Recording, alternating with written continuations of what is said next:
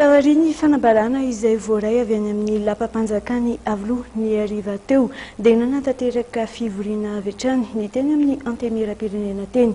Maro amin'izy ireo no mbola nisy safidy tsy hanao ny heviny tao anatin'izay.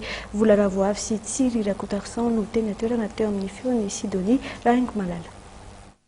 Taorian'ny fanambarana navoaka ny fiadidinan'ny Repoblika tokony tamin'ny fatrora folakandro nandalovanay teny amin'ny lapan'Tsimbazaza nisy ny fivorian'ny bromaritry ny antenimera-pirenena. Raha nanontaniana mikasika ny didim-panjakana navoaka ny fiadidinan'ny Repoblika ny solombavambahoaka, maro tamin'izy ireo mbola ny safidiny tsy haneho hevitra. Manao interview aminareo rehefa avy eo fa par rapport fotsiny hoe le fametrapelan'ny gouvernement tamin'ny prime ministre no nametraka taratasy tamin'ny tsy resaka fa vahoaka aloha mbola tsy resaka rehefa avy eo e.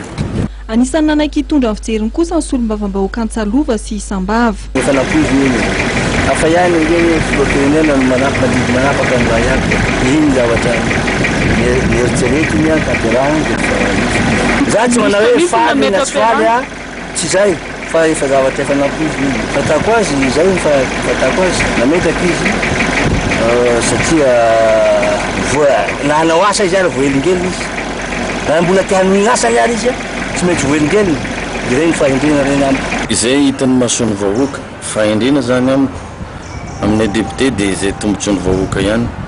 Matoy président de la République nanaiky an'izany, natao koa fahendren'ny PM nametra-pialana hitany fa zany tombotsy ny vahoaka.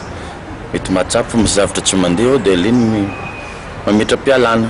Ahoana ny fanendrenan'ny prime ministre vaovao?